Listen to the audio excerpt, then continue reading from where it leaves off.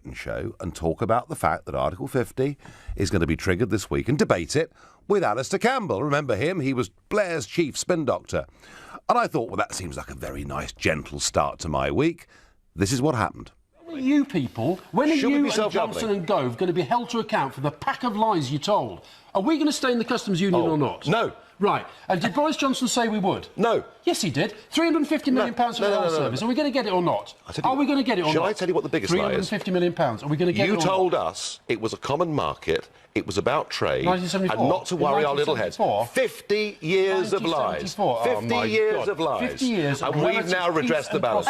And we're now getting our independence back, our pride back, our self-respect back. We're going to be a proper nation. Sorry, we're going to be a laughing stock. Let's celebrate. I'll buy you lunch. Let's celebrate. I don't want lunch, because lunch to me would be a waste of time when I can spend my time trying to stop this madness. You're not going to stop it. It's all over. Well, I don't agree with you. It's done. Well, I was trying to be civil and say, let's go and have lunch and talk about it, but no. And I was really surprised that in the green room, before we went on air, he was saying, no, it's not going to happen. Britain is not going to leave the European Union. And it seems to me that people like Alistair are completely in denial. They simply can't accept the result of the referendum last year. They never thought Article 50 would be triggered, and by the way, there are many in Brussels who thought the same thing, and yet here we are. And I did try and reason with him. I did say, but Alistair, the war is over. Come out of the foxhole. You know, the economy has not collapsed. A whole big new world is opening up to us. The EU itself is mired in failure and division. Oh, and by the way, 68% of us simply now want to get on with it, not the 52% who voted Brexit last year. So, if you are a Remain voter, what would it take for you to come on board and to support Brexit? Now, if there's no convincing you, then call me on 0345 60 60 973. If you think you could be swayed, then you can text me on 84850. If you're already a convert, well, use the hashtag Farage and LBC and tweet at LBC. And don't forget, you can watch this all on LBC's Facebook page live right now. And I'm going to go to Charlie in Cardiff. Charlie, good evening. Are you a Remainer? I am, Nigel, yes. Good evening. Good evening. So you listened to my, conversation, shouting match, I guess, with Alistair Campbell this morning. I mean, is Alistair missing something? Am I missing something? Tell me, Charlie. Well, I must admit I didn't hear the conversation this morning. Right. But in answer to your question, what would persuade me to come on board would be sort of basically being convinced that it is genuinely the will of the people. In other words, a second referendum. Now, when we had the AV referendum, when Scotland and Wales had their devolution referendums, they were all on specific proposals, whereas the EU referendum was on the principle. Now, yes, it was, Charlie. I mean, Charlie, the principle was, did we want to make our own rules and our own laws in our own country or not? That was the principle, wasn't it? Yeah. Now, people like you, UK nationalists, and people like me, European Unionists, aren't going to change, because to us, the principle is more important than perhaps the cost. And we're willing to pay, you and I, because of what we firmly believe in. But in the middle, there are pragmatic people who will look at the benefits, basically the finances of it, and those people could well change their mind when we get to the actual terms. Well, now, if it is 68%, yep. And you may, that's all the more reason why the nationalists should be willing to have a second referendum. And you'll get a stronger majority then, and then that would make us more. When you say nationalists, because it was because it was so narrow, you see, and there were. Charlie, you called us nationalists. We're nationists. We believe in the nation state as being the building block that we pay our taxes to, that we would defend. I mean, that's the point. There's nothing extreme or wrong in wanting to live in a nation. No, I mean, this is why I was actually puzzled a week or two ago when you were knocking the Scottish nationalists. I knocked them for their inconsistency. If they were what I did say, Charlie, was if they were Scottish nationalists and they wanted an independent Scotland, independent of Westminster and Brussels, whether I agreed or not, at least I could respect intellectually their position. It's the fact they call themselves nationalists, but effectively want to be a province of a new United States of Europe. That was my problem with them. Yeah, I mean, I must admit that was something I couldn't understand. But you don't feel that Scotland should remain part of the United Kingdom, do you? No, I do. Charlie, I do. I think they should. But look, Charlie, as you say, you are a convinced European Unionist. I think, I have to say, there aren't that many of you out there. You may be 10%, you may be 12%. But, if that's what you believe in, and you believe in it honestly, I respect that, Charlie. I thank you for your call. What I couldn't stand over the last few decades were the politicians who pretended, don't worry, it's just about trade. It'll never really matter. When all the time they were pushing integration, and they drove me mad. What does Joe in Brighton think? Joe, you're a Remain voter, I believe. Hiya, Nigel. Yeah, I am. I'm pretty much on the fence. I just want to get on with things now. But just a hypothetical question for you, if I may. If you had a crystal ball, for example, and you could foresee that leaving the EU would be more negative to the United Kingdom than positive, just hypothetically, because it was obviously a democratic referendum, would you still want to go ahead with exiting, even if you could foresee? I know that's not the case right now, but it's just hypothetical. I just want to know. Well, hypothetically, Joe, are there circumstances that would make me think it's wrong to leave a club that has no democratic legitimacy, that has taken away, as I see it, our birthright? I don't foresee, Joe, any circumstances in which I'm going to think that, and particularly.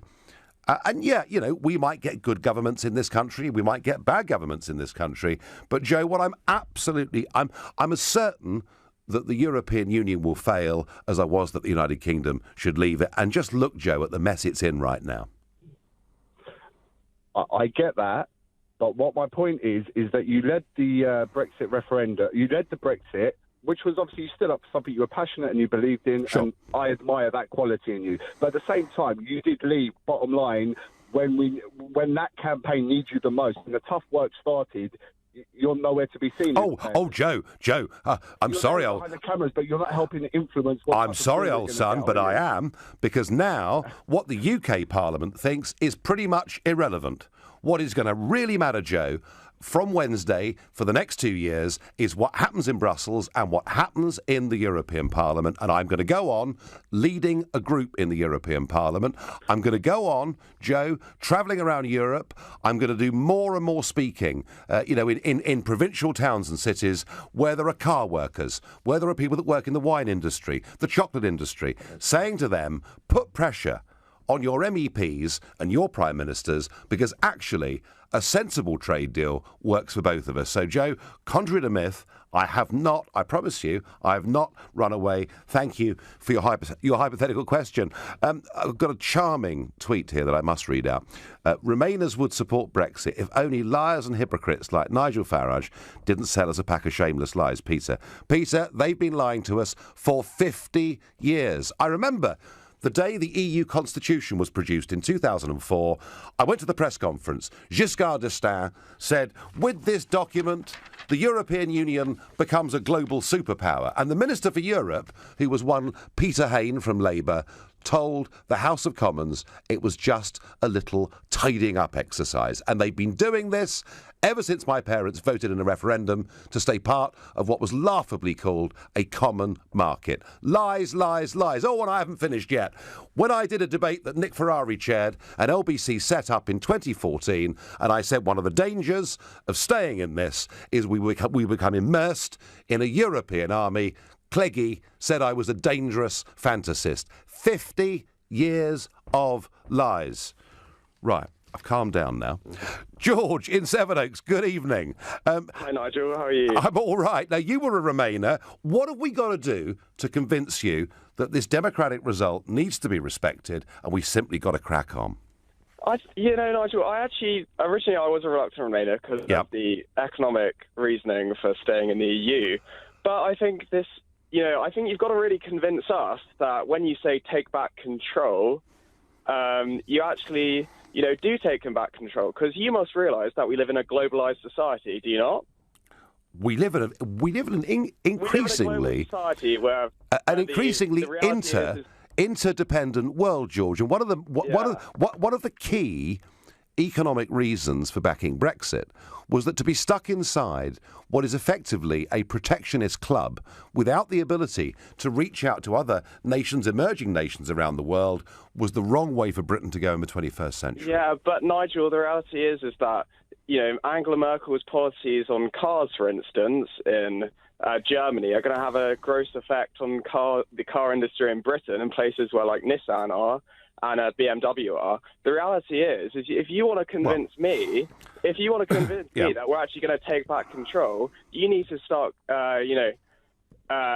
working with, people in the EU when we leave. And so George, I'm trying to do that now. I'm trying to do that now. I mean, the car argument's a bit tangential, but the argument is that the worst case scenario is that up to 10% tariffs would go on motor cars. But equally, George, at the moment, if you buy a Japanese-made motor car, you are paying a 10% tariff. So if you buy a Subaru tomorrow, you're paying 10% more than you could do. And actually, given that the German car manufacturers call Britain Treasure Island because we're their best car market in the world, the last thing those politicians in Munich are actually going to want is for BMW to be disadvantaged in their best market in the world. George, I accept that you need more convincing.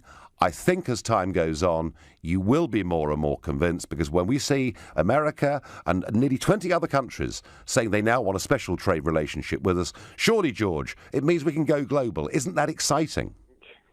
I think that's a bit dreamland at the end of the day. It took Greenland 3 years to leave the EU, didn't it? It's 2 years. It took them 3 years to leave, and we've only got a 2-year window of opportunity. The reality is, I think it's just a bit nonsensical to think we can go around the world plucking up these trade deals. We can, George. We can. I think you're living a bit of dreamland. Cheer up, George. Be optimistic. Be bullish. It's all going to happen. Thank you. You can call me about anything you disagree with. If you were a Remain voter, what will it take for you to come on board and support Brexit? You're listening to the Nigel Farage Show exclusively on LBC. It's 7:16. Nick Ferrari at breakfast on LBC. So the standoff between WhatsApp and the Home Secretary. Let's bring in first Sir Mingus Campbell, who's former leader of the Liberal Democrats, member of the Intelligence and Security Committee. She's certainly right to voice her concerns, but the question is what the remedy can possibly be. Looking at what the Home Secretary said, she's asking for cooperation. She doesn't seem to me to be arguing for new legislation. One of the problems, of course, if you're asking for cooperation, unless the other party wants to cooperate, then there's very little you can do. Nick Ferrari at breakfast. Every weekday morning from 7, only on LBC. With Hampton by Hilton, now open in Aberdeen. Hello, lazy mornings and breakfast in bed, making plans and thinking ahead. Because really, after all is said and done, all you need is a special someone. And when it comes to finding something new, you can start the conversation at Hello You. Sign up and browse profiles for free at helloyoudating.com and start the conversation today. Your business is growing. Fantastic. But you need to hire fast. Enter Indeed.com. Already used by over 3 million businesses for hiring. And with more people in the UK using Indeed than any other job site, you'll find more great candidates and sooner on Indeed. Find your next hire on the world's #1 job site, Indeed.com. Terms, conditions, quality standards and usage limits apply. World's #1 job site based on total unique visitors to Indeed.com. Welcome to London's exquisite Indian dining experience, Marla Restaurant.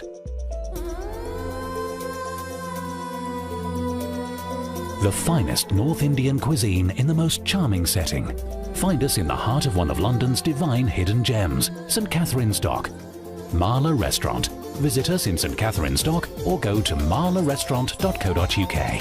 Marla. Discover a jewel in London's secret paradise. I know how to avoid a soggy bottom.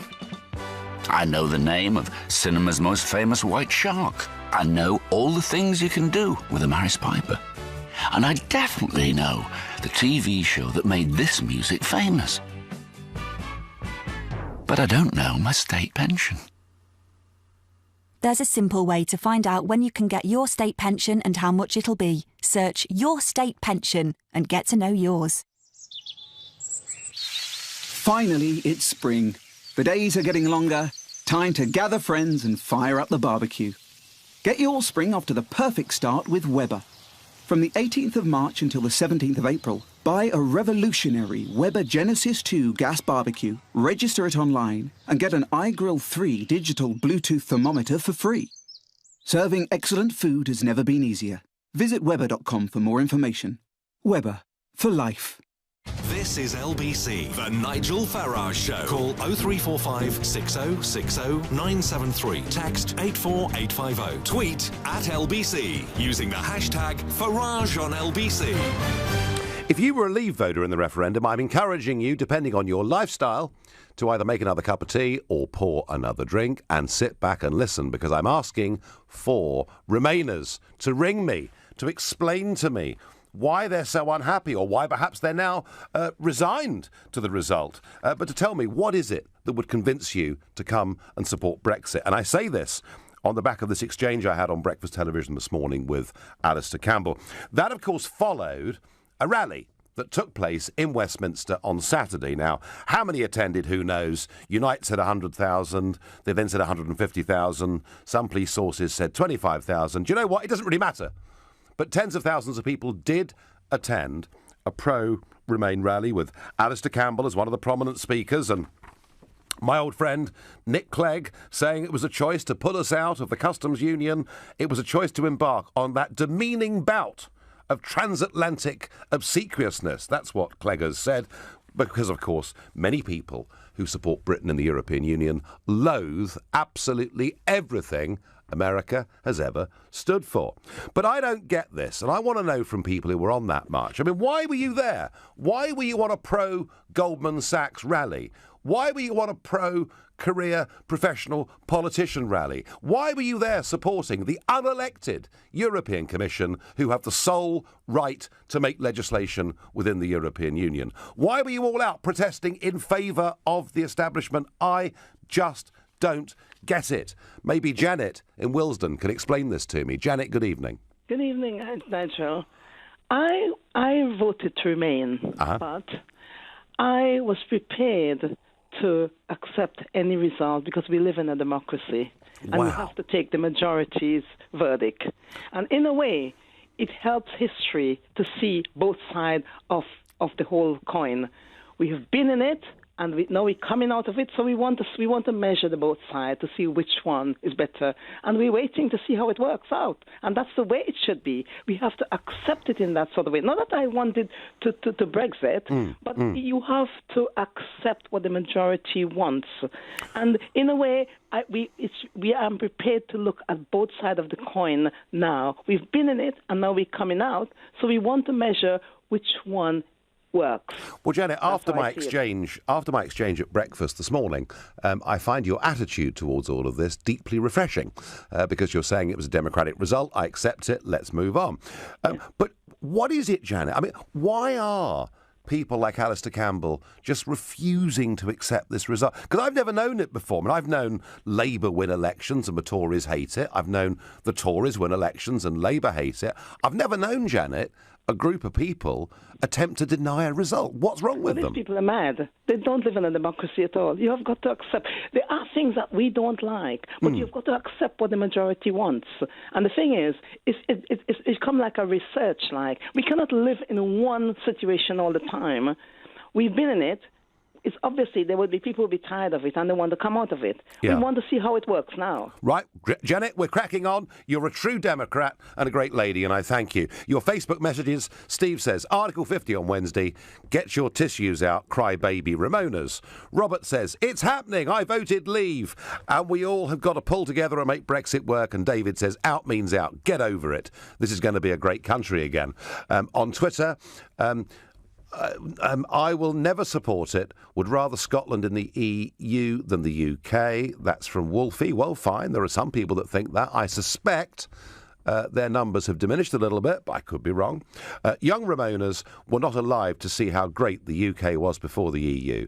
The EU has made everyone lazy, allowing Brussels to dictate rules, says Victoria Somerset. Well, Victoria, I don't completely agree with that, because whilst in previous decades Britain may have been great, one of the main reasons we actually joined it and we accepted it in a referendum was because actually we were in a very, very bad state. You know, we'd been through a 3-day week, we'd seen inflation up at 27%, Britain was called the sick man of Europe, and we'd seen this amazing post-war German economic miracle, and we thought by joining the common market we could hitch ourselves to that really, at the time, rather attractive wagon. That's certainly my view. I think we joined the common market because our self-confidence, frankly, was shot. Another tweet. Doing the sensible thing and staying in the EU would be a good start.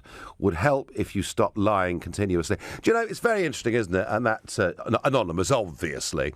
Do you know, even Alistair Campbell today, after that little breakfast chat and his refusal of my offer to buy him lunch, even Alistair Campbell said at least Nigel Farage has been utterly consistent throughout all the 20 years he's been campaigning. So, you know, really, you can call me a lot of things on this issue, but please don't call me a liar. I don't think that really sticks. But if you think I'm a liar, well, I tell you what, you can call me 0345 60 60 973.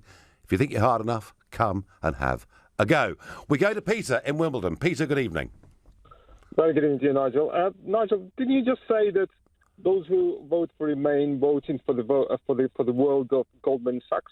Yes, absolutely. Yeah, but didn't you notice that the only organisation has less Goldman Sachs employees on their roll is your friends across the pond, liar Donald Trump in his cabinet. Former bankers from Goldman Sachs are part of his cabinet. Did you notice that? Did you speak to Donald about it? I did. In fact, Peter.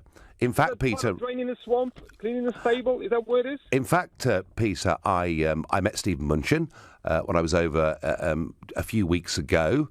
Gary Cohn I knew back in the 1980s when I had a proper job working in the commodities business. And I think what Trump's decided to do is to employ the best and brightest brains, because they're the guys that absolutely know what is wrong with the system. I reckon, Peter, that's a pretty smart thing to do. Well, it may be a smart thing to do, but that's not what you just said about 5 minutes ago.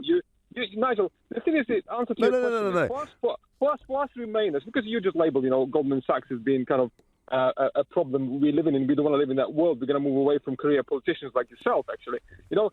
Hang on, sorry. Sorry, Peter, what's that? You are a career politician. I reject that. I reject that. I had a proper job for 20 years before getting into politics. But, you've been pretty lousy, actually, politician, because, on the Fishermen Committee, record shows that you only attended once when the British interests were discussed in European Parliament. This is one of the reasons, Nigel, you have to understand. Well, Peter, please. Please. What is the point? What is the point of attending a committee meeting when your vote has no legislative force whatsoever? And that was the point. Bob Geldof, of course, tried to point this out to me on the River Thames, in between abusing me, not just abusing me, but also abusing our poor working fishermen. Peter, I think we've run our course on that one. We've had some fun. I'm going to go to Annabelle in Hazelmere. Annabelle, good evening. Hi there, Nigel. Hi there. How did you vote, Annabelle, in the referendum? Well, in fact, I'm 15, so I didn't get to vote. Right. For that matter. But what I see is, as a strong believer in democracy, yep. Democracy means that everybody in the nation, well, that is, if you vote, you get to have a choose, you get to have a say, or at least show your opinion in political affairs that affect you so much. And I personally think that, I know that, for example, Remainers often feel a lot of resentment to the fact that there was such a clean divide, almost 50-50 between them, and they feel so close that they almost got their voices heard, they almost won this.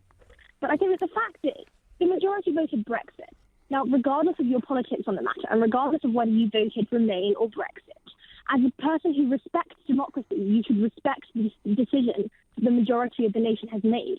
And therefore, I think that we should, to be honest, just rip off the Band-Aid and get this Brexit thing over with. Well, Annabelle, I think you're absolutely right and totally logical, and indeed, that's in tune with Janet's call that we had earlier. Absolutely. But what is it, Annabelle?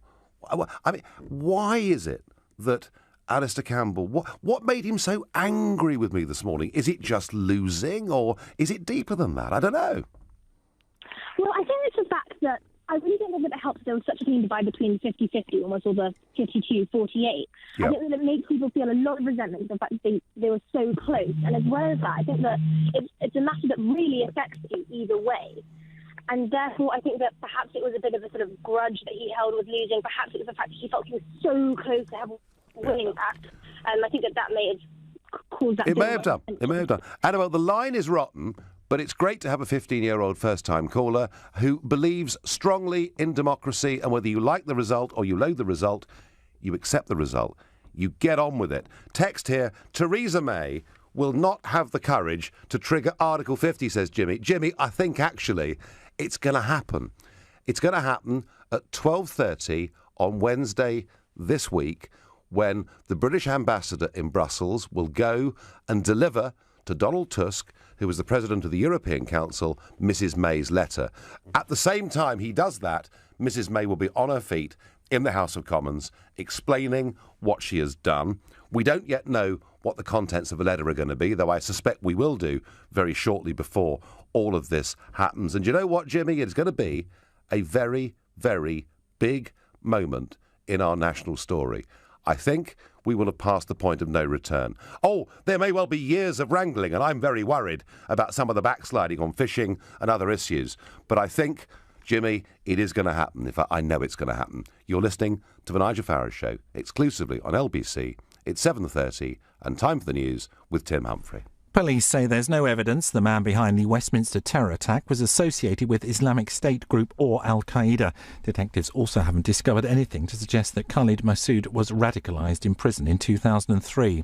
The Northern Ireland Secretary of State is giving the political parties more time for discussions to set up a power-sharing government after a deadline passed this afternoon. Sinn Féin and the DUP blame each other for the difficulties.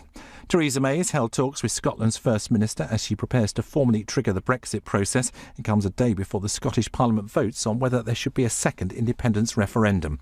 LBC weather, dry and chilly tonight with a low of 8, cloudy with sunny spells tomorrow and a high of 17 degrees. LBC Travel, good evening, I'm Mark Percy. Well, in the West Midlands, the M42 remains closed southbound between junctions 8 and 7 at the M6 interchange. It's after a serious accident this afternoon. It's also very slow past the scene on the northbound side. Heading out of West London on the A40, it's slow from the Target roundabout in Northolt to the Swakeleys roundabout in Ickenham following an accident. In Norbury in South London, the A23 London Road is queuing in both directions at Northborough Road because of water main repairs. And in Essex, London Road in Purfleet is closed because of a fire. That's between Stonehouse Corner and the Purfleet bypass. For more real-time traffic updates, go to lbc.co.uk. This is LBC. The family member who was concerned. The neighbour who felt uneasy. The teacher who was worried. The coach who noticed at practice. And you. Child abuse. If you think it, report it. Visit gov.uk/tackle child abuse to find out how. Together, we can tackle child abuse. Writing job descriptions, managing candidates, setting up interviews. Hiring's hard. But Indeed.com makes it easy. Post your job, organise candidates, schedule interviews. All on the UK's #1 job site. And with more people in the UK using Indeed than any other job site, easy works. Find your next hire at Indeed.com today. Terms, conditions, quality standards and usage limits apply. UK's #1 job site based on total unique visitors to Indeed.com. Highways England is here to improve your journey. Have you noticed the red X's above you when driving on the motorway? Think they're not important? Think again. They mean there's an obstruction or danger up ahead. So if you see one, you must change lanes safely to avoid a penalty, or even worse. So when you see a red X, it's there for a reason. For more information on red X's, search online for smart motorways. Finally, it's spring. The days are getting longer. Time to gather friends and fire up the barbecue. Get your spring off to the perfect start with Weber. From the 18th of March until the 17th of April, buy a revolutionary Weber Genesis 2 gas barbecue, register it online, and get an iGrill 3 digital Bluetooth thermometer for free. Serving excellent food has never been easier. Visit Weber.com for more information. Weber, for life. I know what the plough looks like in the night sky. I know how Eskimos kiss. I know a time when a mullet wasn't a fish. And I definitely know this piece of music. But I don't know my state pension. There's a simple way to find out when you can get your state pension and how much it'll be. Search Your State Pension and get to know yours. Here at the Claims Guys, we'd like to offer this assurance to anyone worried by the deadline on PPI claims. There is still time to make your claim. Our experts will work fast to discover if you were ever sold PPI. And once we've completed your free PPI check, you can then pursue your own claim or let us do it for you. It's your choice. Even if you can't find any paperwork, just text the word EASY to 60777 and let the Claims Guys do the rest. Text EASY to 60777 now. The Claims Guys. The Nigel Farage Show on LBC. Call 0345 6060 973. A lot of Remain voters appear to be very upset and very angry. Nick Clegg, Alistair Campbell, who I had a discussion with on Breakfast TV this morning, and others. I don't think they ever thought that Theresa May would trigger Article 50, but it's going to happen this Wednesday. Yeah, I know, it's taken 9 months. I'm very pleased I didn't hold my breath, but it is going to happen. They simply can't accept it. You know, I'm seeing opinion polls that show that 68% of people now want us just to get on with it.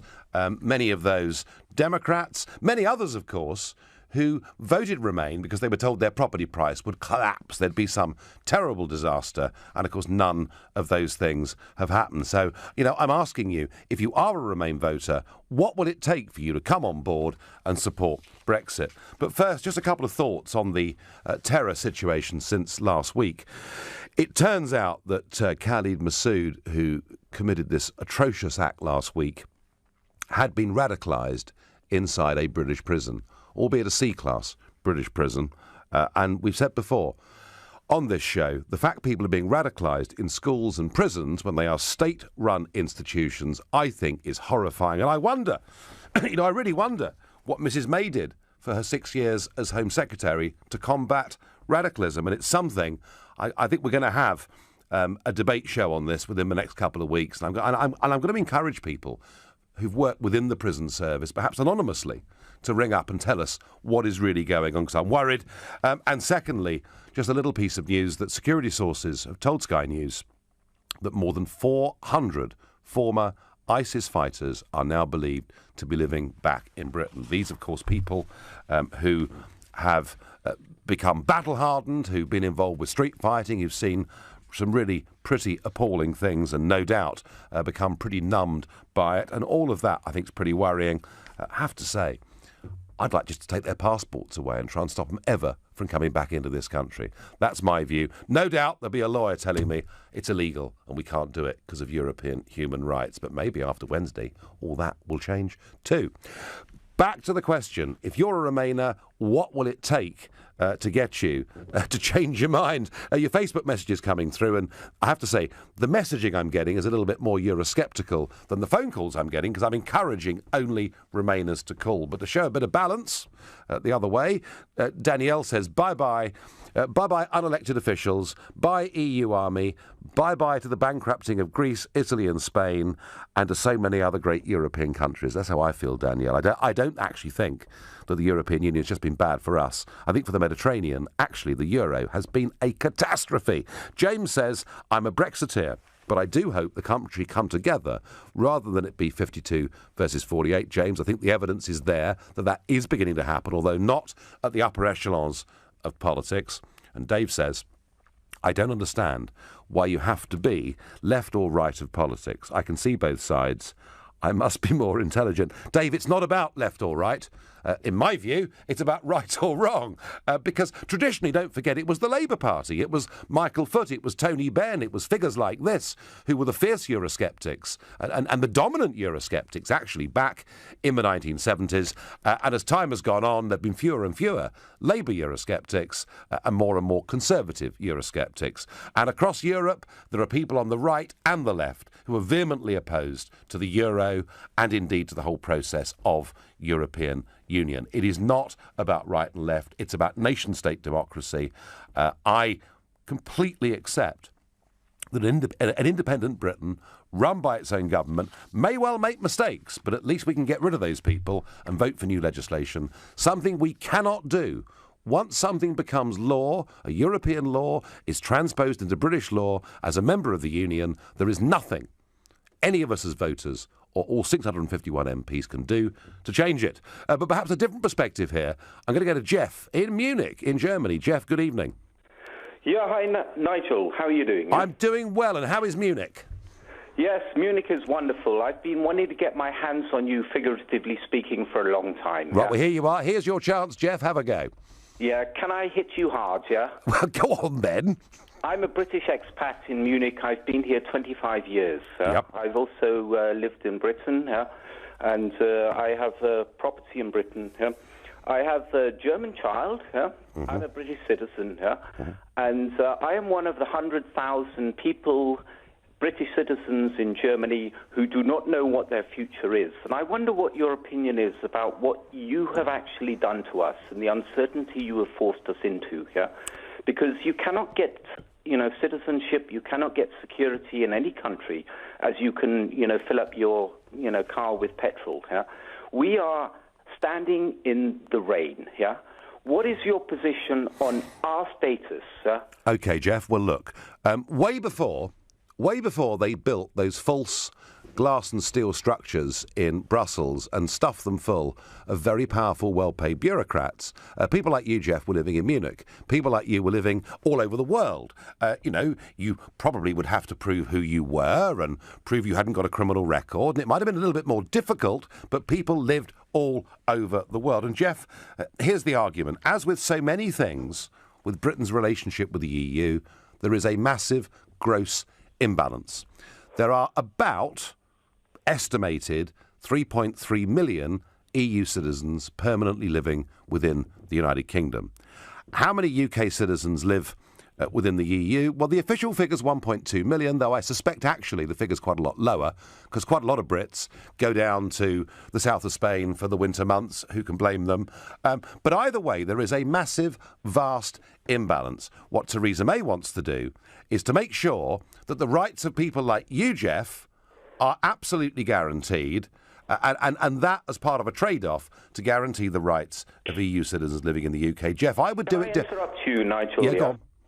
People are not, human beings with children, with families, with jobs, with futures, should not be, pawns.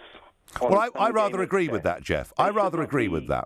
Something that you put on the table as you're playing cards. We are human beings, and we and all even the EU people in Britain, and most of them serve the NHS and they serve. Well, that's not necessarily quite true, but anyway, yeah. Well, to a certain extent, I mean, I know your position. Jeff, let me stop you. Jeff, let me stop you and say this to you. I also take the view that neither you nor people in this country who came here legally, now I think far too many came, but they came here legally, I believe that actually it's only a banana republic that retrospectively would change the law on whether somebody should come to a country. So, Jeff, what I actually personally favour is us going into these negotiations and on day one claiming the high moral ground by saying we will absolutely guarantee the rights of the 3.3 million EU citizens to continue living in the United Kingdom. And I think, the reciprocation in terms of you living in Munich would come very, very quickly. I have to say, Jeff, hereafter, it will be more difficult for people to come and settle and live and work in the United Kingdom, but not that much more difficult. But I do honestly think, Jeff, that if people are coming to our country, they should have to prove what their criminal record is or is not. They should bring with them medical insurance to cover the first few years. Does that, Jeff, sound to you a reasonable proposition? No, I mean, I subscribe to the point of view that if you live in a foreign country, and I speak German, and, I know that you have German connections. Your wife is German, is she not? Yeah? That's right. And you have to integrate, you have to learn the language, you have to obey the laws, and you have to support yourself, and you have to provide, a directive, yeah? And show that you are going to be a good citizen and a positive citizen, and, you must support the values, which is clear, yeah? Yes. But, it's still all up in the air. Right, None Jeff. of us know, Jeff, I accept what that, the Jeff. negotiations are coming. I accept that. I'm sure this will be the number one thing on the agenda when these negotiations start after the triggering of Article 50. And I wish, Jeff, for your sake and for many others, we hadn't waited 9 months since the referendum to remove that certainty. And I thank you for your call and the sincerity that was there behind it. Ted, in Worcestershire, were you a Remainer, Ted? Yes, I was. And how do you feel now? How could I put it? Yeah, disappointed. But my question to you is, Nigel. Yeah. You made the statement just now that we'll be able to trade globally. Mm-hmm. What's stopping us trading globally right now? Well, actually, Ted, that's a very good question. And maybe, sometimes there is too much emphasis placed on this customs union that we're part of with the European Union.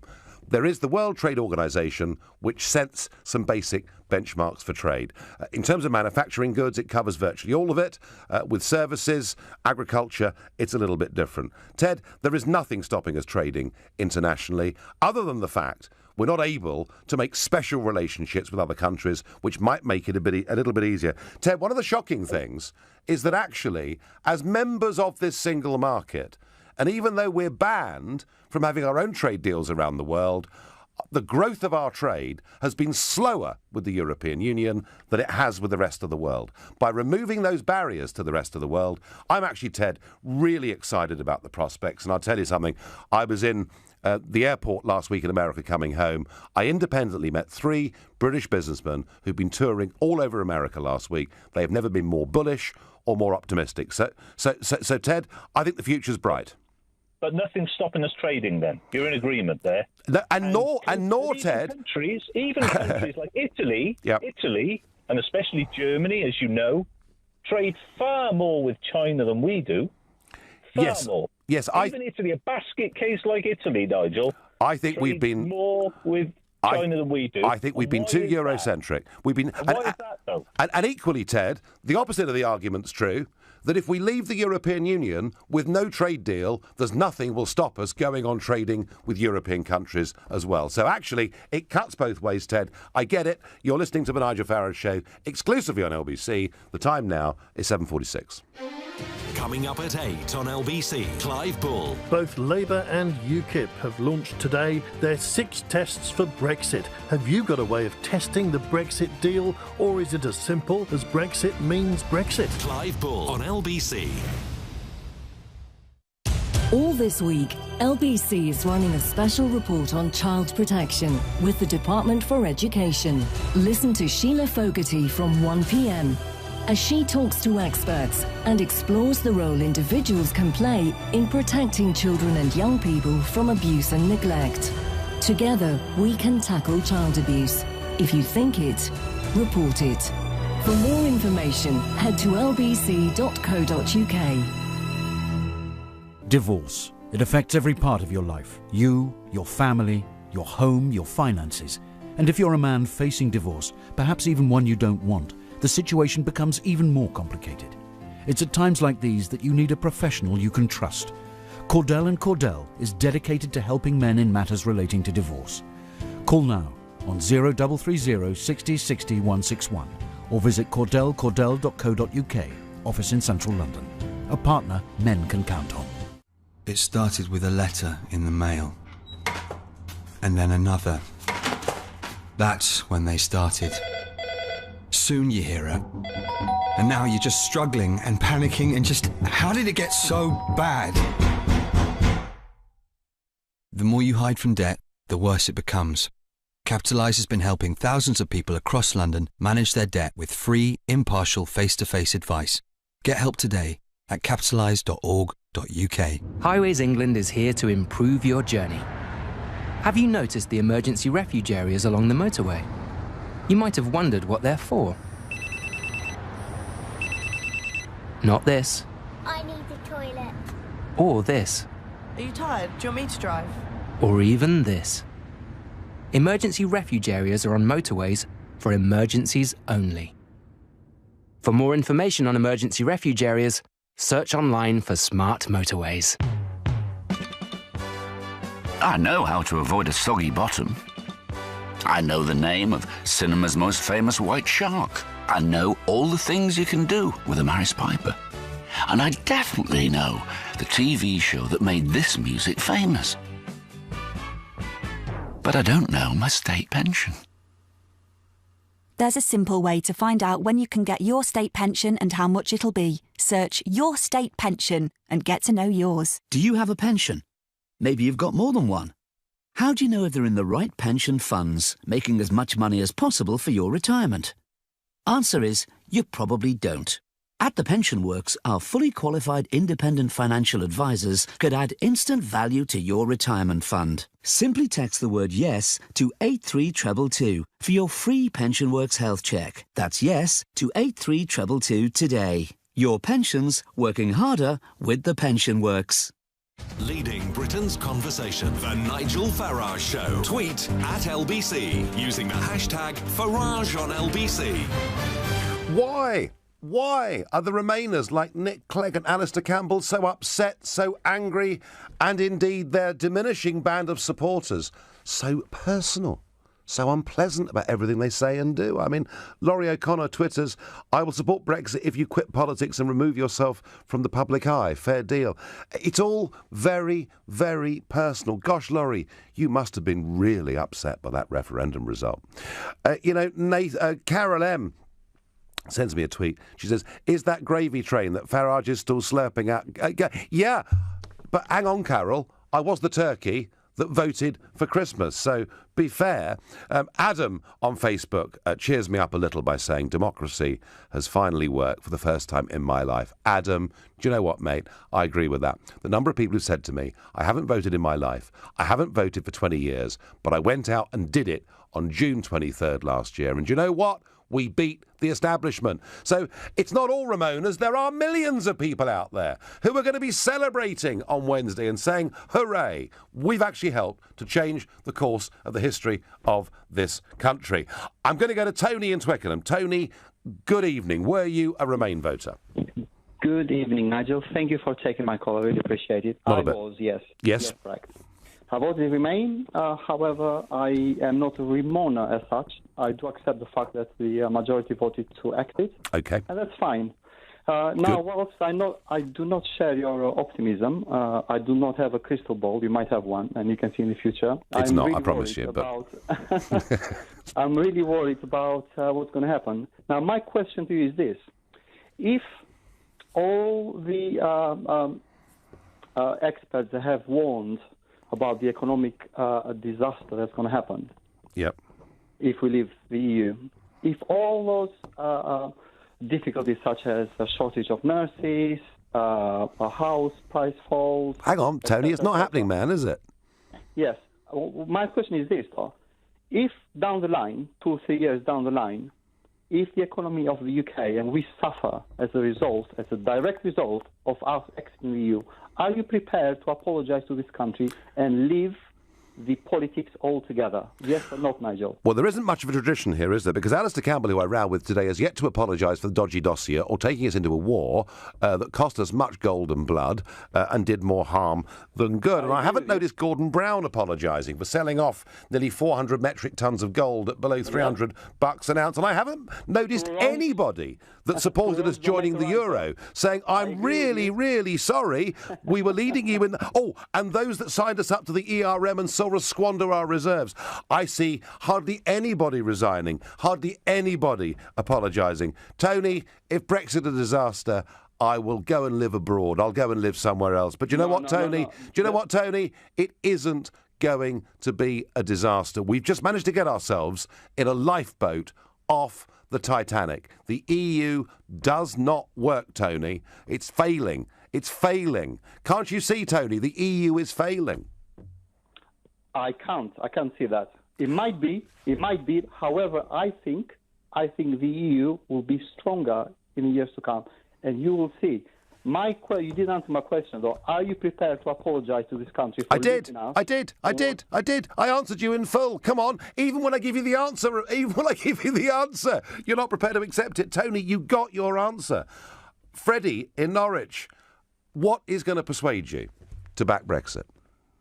I voted Remain, and essentially, I've come to terms. I've looked at both sides of the argument and said, I understand why people have voted each way. For me, it's not actually the economic and regulatory things which come with leaving the EU. I think those things will all resolve themselves eventually, But for me, it's a sort of the wave of racism and prejudice and behaviour which has been brought on with Brexit. The evidence of that, Freddie, is really diminishing. There was a very, very big attempt. No. All I have to do is look at the comments and look at in this LBC show and see what your followers of you essentially. The values they uphold and they Freddie, I think actually, Freddie, come on, mate. I think actually the abuse is not based on race or anything else. The abuse is all directed at me, and it's directed at people who were prominent people in the Brexit campaign. That's where the real anger is in this country today, isn't it? It's that narrow group of people who just cannot reconcile themselves with this historic result. Well, I've come to terms with it, but the amount of sort of videos and bits of journalism and news broadcasting where I've seen people's justification for voting to leave, not as for the economic and regulatory benefits, but for the terms of essentially just dismissing people as immigrants and dismissing them by their religion. I think that's going to create a hostile environment. Freddie, there is no evidence at all, apart from some attempts to cook it up, that Brexit has done anything like that whatsoever. If you want to find people with obnoxious views, they were there long before Brexit even hove into view, I promise you. I've got a text here. Nigel, honestly, all this protesting is turning quite ugly and nasty. I'm fed up with it. I didn't like it when Blair won, but I had to put up with it. Yes, now people know what a disaster he was. I welcome Brexit. Thank you. Anne in Blackburn.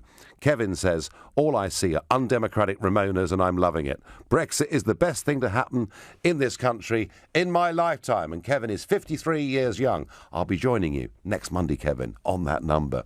And Charlie says, the most ironic thing is when Brexiteers talk about unelected officials, when we have an unelected PM and ministers who can now change EU laws. Yeah, point is, Charlie boy, we can get rid of them. Next election, turf the whole lot out and vote for a different party with a manifesto that undoes all they've done. One of the most principled democratic arguments against being in the European Union is that not only do the unelected European Commission have the sole right to propose legislation, but once something becomes EU law and national law, there is nothing the voter in this or any other European country can do to change one dot or comma of it. And believe me, I've been in the European Parliament long enough to be absolutely right about that. Jay says, if you voted for Brexit so you can control your future, you must be pretty deluded. The average Joe doesn't control nothing in or out of the EU. Well, Jay, I'll make the point one more time. You will be able at general elections to vote for parties with completely different policies and with the ability to sweep away legislation and put in place something different. It doesn't guarantee a successful future, but what it does do is mean that we are in charge of our own destiny and we can adapt and change the way Britain is to suit our needs, not the needs of 27 other countries as well, whose interests are so different that, frankly, it's very tough to find a common position, I think, that works for anybody. I'm going to go to Oliver in Barnsley. Oliver, Barnsley was pretty solid Brexit country, wasn't it? Yes, it was the top third. Yes. 80-20, I believe it was, something like that. Yeah. But I'm really worried about Nigel, because I voted Remain. Yes. I'm going to be upfront. I think it's a really bad decision. Time will tell what happens. But let's face facts, Nigel. The government and Barnsley itself, my town, has never, ever recovered since the miners' strike. and you're looking at a town that has had zero government investment ever. Now, 10 years ago, the EU started investing in Barnsley. We got new businesses, new buildings, new everything. But Oliver, it was our money anyway. But it's coming even more so from the EU. Now, we've got a programme called Enterprising Barnsley, is solely funded from EU funding. Oliver, I get your point, Barnsley. Oliver. I get your point. But remember this. There's no such thing as EU money. It's our money that gets recycled, comes back, and is often spent badly. Oliver, I would love to spend more time with you. I'm sorry, we're completely out of time. My final thought is this. Our professional career, political class are not used to losing, and they can't get it. They won't face up to it. And I think in the end, they're going to be swept away because common sense, good British common sense, will prevail. You've been listening to The Nigel Farage Show on LBC. I'm back tomorrow evening from 7.